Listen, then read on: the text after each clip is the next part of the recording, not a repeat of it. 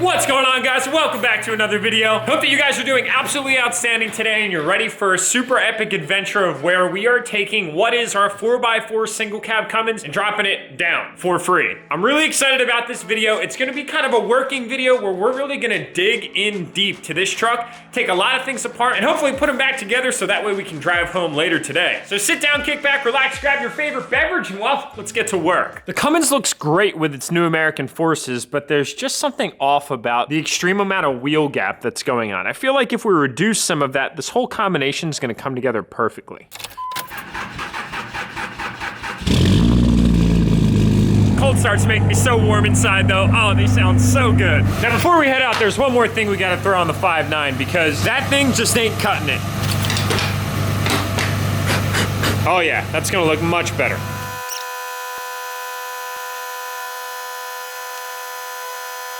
All right, guys, and welcome back to the shop where we need to make some room for Ramrod to get in here so we can begin taking it apart. I'm really excited about today's project because it's been a while since I've personally been able to dig into a project. Now, just a quick reminder that the blackjack giveaway is still live. Quadruple entries are now over, but double entries are live. And there's only 3 weeks left in that giveaway, so if you can see yourself behind the wheel of that truck with a $5,000 check in your hand, don't wait any longer, guys. You miss 100% of the shots you don't take. All right, I've been running into some difficulties here with the magic. Let's try this again. Ready? Set. Oh man, I thought I had that. All right, try again. My goodness, you gotta be kidding me. All right, finally. Geez, we gotta work on these things. Let me elaborate a little bit as to how we're gonna do this for free. When I got this truck, it was already level. It has spacers right here at the top of the spring in the strut tower area that we need to remove today to get this whole front end down to its stock ride height. The leveled look with this wheel and tire combination is not what I had in mind, but this is gonna be a really cool project that's gonna allow me to do something that might be a little bit out of my immediate realm of comfort with all of you guys. Plus, it's gonna dramatically transform the look of this truck once it's out. So this is gonna drop us down around 2 to 2.5 inches, give or take. So right now, we are looking at about 11 inches to round up. That's off by like a 16, so who's counting? So the idea is we're gonna be able to get this down to around 9 inches, which is actually gonna go from here to about here. So that's gonna dramatically reduce, it might even honestly go down a little bit more. It's either gonna be like 9 inches or about 8.5, which is gonna cut down a good amount. That's gonna be area of attack number 1, and then we're gonna switch the truck around and bring the rear of the truck up in this general work area so we can work on leveling the rear. We're currently back here at about 11.5 inches. We wanna take that down considerably, again, to about 9 or 8.5 inches, and there is a whole lengthy process that we're gonna have to go through of basically dropping the rear axle, separating the leaf springs and the leaf packs, and removing some of the componentry there. We're not gonna get too much into that quite yet, as we have a good amount of work cut out for us right here, but we will get there towards the end of the video. We're gonna remove the wheels, we're gonna jack the front end up, and then we're gonna jump up underneath, we're gonna disconnect the sway bar end links, we're gonna make sure the brake lines are disconnected so that way we don't stretch and or rip them. We're gonna drop the front axle down, we're gonna disconnect the hardware that holds this apparatus in place, pull that spacer out, and then throw it all back together. All right, guys, it's a one-man show. We got a good amount of work cut out for us. Let's get the process started.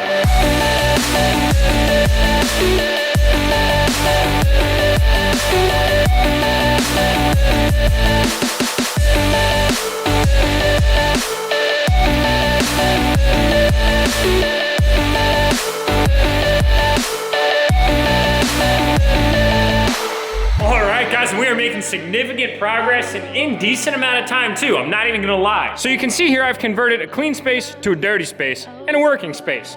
And we've got our 2 springs out, as well as the 2 adapters for the 2-inch leveling kit. They've been in this truck for a little while, and as I come to discover, this truck definitely had some modifications, some previous owner enthusiasm, if you will, as I did find that they actually installed mud flaps on this thing to cover up some fender trimmage, SEMA beaver over here. But it is what it is. That's what you get when you buy a super old truck. I'm really not all that worried about it, because obviously we're gonna be running a wide wheel and tire, so I'll probably make sure that that has a little bit of Rust-Oleum on it. That way, at least I can try and prevent any other damage that's been done up to this point. So long story short, we got these spacers out, and they are just looking absolutely absolutely gross, but that's really all that it is. This spring has a top hat rubber seat that goes right on the adapter. The adapter actually slides through. I'm sure that they have a very nice marriage that I'm unfortunately gonna have to file for divorce for to get this rubber grommet back off, which is the top hat for the spring. So that's gonna involve a little bit of leverage and manipulation, and then we're just gonna go right back into the process of reinstalling everything. I'll tell you what though, for as old as this truck is, and aside from this little cover up here, you can see, you know, they definitely had some things going on here, probably a little bit of rubbish going on. So I'm gonna go ahead and get that painted up. Really not all that worried about it. They actually use these mud flaps here, like OEM or even aftermarket. I don't even know if these are OEM. I would say like OEM style to cover up that damage before they went in and sold this. So sneaky guys there. Fortunately though, this thing's gonna be 1,000 horsepower. So I'm really not all that worried about it. We did have to disconnect the brake lines. As I had mentioned, we got the top hat all removed here. All my stuff is nice and organized there to the left. I did find that our sway bar end links are shot like real bad. So I'm gonna go ahead and run to the hardware store, get some new sway bar end links. And we also did snap those assemblies when we were going ahead and disassembling everything. Not the end of the world though, because obviously it needed replaced super bad. And I did disconnect the track bar. So that's gonna take a little bit of elbow grease to get back into the place, but it's really not all that bad. I like the solid axle or single axle front ends because of the simplicity of them. Now they definitely ride a little bit more aggressive compared to that of the independent front suspension, but man, it makes working on these things super easy. And we did break the passenger one, although it's still nice and sealed. We did go ahead and snap that bugger right off. So I'm gonna run out to the auto parts store real quick, get those top hats separated, get this install complete, then we're gonna connect again, switch this thing around, and get working on the rear. Ladies and gentlemen, we are making outstanding progress here, probably a little bit slower than the average experienced certified mechanic, but we're having fun while doing it, taking my time with this project because it's a learning opportunity every single time. I like to jump into things relatively new, but I don't like to go into things advanced. My OGs, they know that by now. So we're on the ground and I just finished up wrestling the traction bar as I have watched the experts drop the truck down and then wrestle that bar into place. A little bit of leverage helps a lot with these big old suspension components on these heavy duty trucks. So now we are down, but we're not quite settled yet and the wheel liners aren't in exactly. I wanna make sure I can look over everything once we have the back adjusted. So as much as I would love to just sit down and say that we're done, we're only halfway done. We gotta jump to the back now, and we have to basically perform a similar exercise where we're dropping the axle and separating the leaf springs and then moving around some building blocks. Kind of taking us back to elementary school here in the vlog today. It's a good time. So let's go ahead and get this thing, that didn't close, smooth, real smooth, turned around.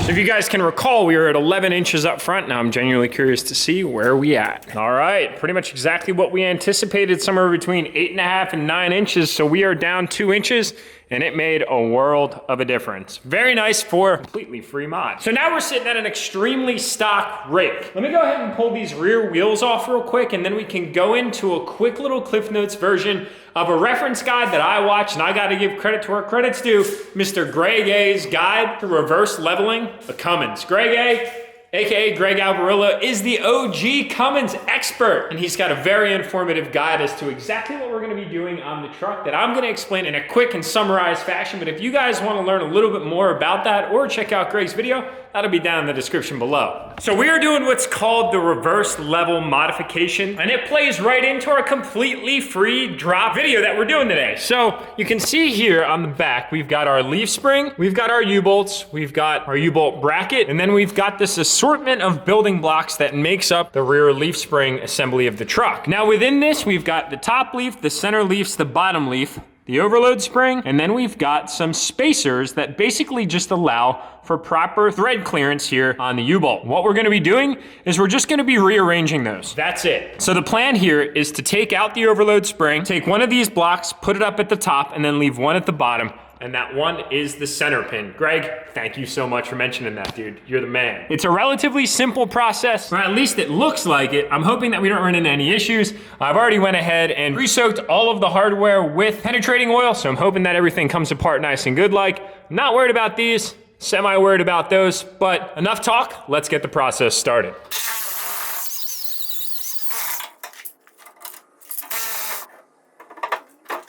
All right, guys, so we've got the axle completely separated except for the lines and some of its umbilical cords from the truck. Really simple process. Everything came out great. I attribute that to that amazing product right up there. Not a sponsored ad, but Liquid Wrench saves the day, boys. So we've got the axle down. I have no idea how I'm gonna get it all back up, but there's your centering pin on the axle. We gotta make sure that that gets back into this bottom plate here.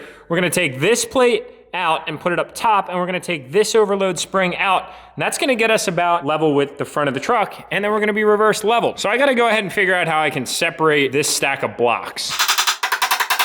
Pretty simple process, if I do say so myself. Leverage is a phenomenal thing. Here we are, overload spring out. Let's see if gravity works.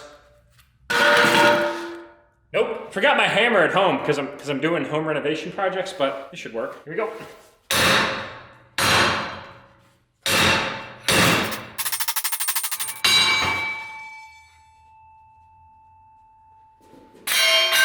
Cool, I'm joking. Now we gotta figure out how to separate these. This should be fun. All right, we got them all separated. Well, I initiated it by going over to a neighbor who's got way more tools than me, like an air chisel and a heat torch. They stood no chance. So the plan is now to basically just reassemble everything. This is gonna go on the bottom, these are gonna go on the top, and then the leaves are gonna go in the middle, and then we're done. These suckers, sayonara. You're getting kicked to the curb.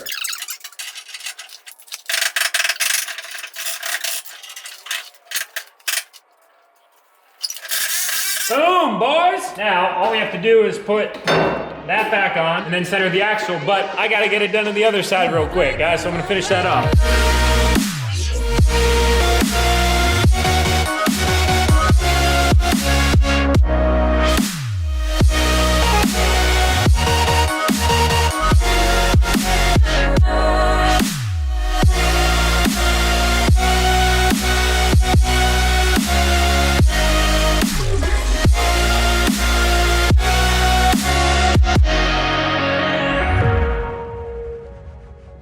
And another reference check before settling, we'll do a post-measurement drive as well. All right, so we were like 11 1/4. Now we're right at about 10 inches, so we lost about an inch in the rear, but this will probably settle a little bit once we start driving on it. Unfortunately though, it's dark out, so I'm gonna get the shop cleaned up because it's an absolute nightmare.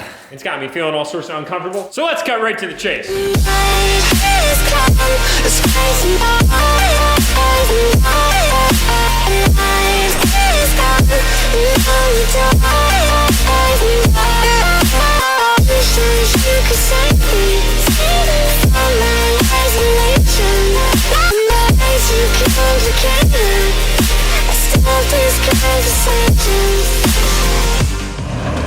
Damn, that thing is mint. Guys, I have great news. It works. But all joking aside, I've put about 60 miles on the new setup already. I did a lot of running around today, and it feels phenomenal. It already actually even drives better because the front end is actually a little bit softer. We're utilizing the spring rather than having that weird disc up and above. I wouldn't say that putting a spacer on these trucks is the most effective way to get the form and the function you desire if you're looking to lift your front end up, but it is like only 60 bucks, so I can see why there's kind of a need or a draw to do that. I'm trying to buy all these sick trucks.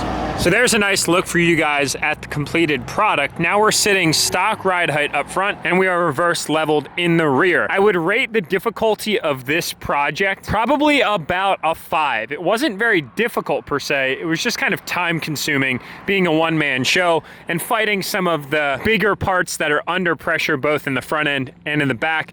The most difficult part up front was working with the traction bar system and getting the bolts out of the shocks because those are kind of inside the axle, kind of weird to get to. You have to move the front axle up and down a lot to do that. And then in the rear, the most difficult part was getting those blocks separated. If the shop next to mine didn't have a heat torch and an air chisel, I don't know if this task would have been able to get completed. That's where sometimes when you go to take on new tasks, you almost kind of get nervous about them because you don't know what to expect and you don't know what kind of new tool demands you might have that you currently don't own. So that's one of the biggest challenges of any job is that age-old adage, if you don't have the right tool for the job, it could make it really challenging. But I'm absolutely thrilled with how this turned out with almost no cost out of pocket. Now, I guess I kind of lied a little bit in the title of this video because I said I did it for free, but I ended up spending about $150 on sway bar end links. Now, if I didn't want to upgrade them and I just kind of wanted to avoid the fact that they were broken, it would have been completely free. So I hope you guys can understand. Now, I don't actually know if I'm going to keep the truck at this height. I'm kind of going to leave it here for a little while just to think on it. My initial plan was actually to go lower with it, but I kind of really like this look. It's not too low and it's not too high. It's complementary to the stance, and everything kind of really plays in part right now. Initially, the game plan when trying to find this truck was to lower it 3 inches. Right now, it's stock ride height in the front, and right now it's at stock ride height. So 3 inches of lowering might be a little bit too much. I don't know. What do you guys think? Drop a comment below. Now, if you guys were wondering, I am wearing the new lateral hoodie, which is this week's limited product up on the site right now. So if you grab one of these hoodies, it can get you entered for a chance to win blackjack, or it could be your token to take the keys home. So that's where I'm gonna wrap up this video, guys. Thank you so much for watching. I hope you enjoyed it, and I hope that this helps some of you out there. I would definitely consider doing this. The last takeaway is, if you have a towing need, definitely throw airbags in the rear, and you'll be good to go. Free mods. I'll take it. I'll take it. Not bad. But seriously, grab some entries for blackjack if you haven't already. My like legal, love you guys, do your best. Getting close to 200,000 subscribers. Thank you guys so much for your support, and I'll see you all in the next upload. And guys, right before I end this video, I just wanted to let you all know that this Sunday, January 26th, is the premiere of Battle of the Builders on the History Channel. Make sure you guys tune in for that coverage, and from those individuals that I was covering, from my stories while at SEMA to my Instagram posts and here on YouTube, you're gonna be able to see them on live TV and potentially even see me. I actually don't know if I'm gonna be up there or not, but there's a potential I might be. So make sure you check it out, and if you do see me, be sure to shoot me a message because I'll be watching too.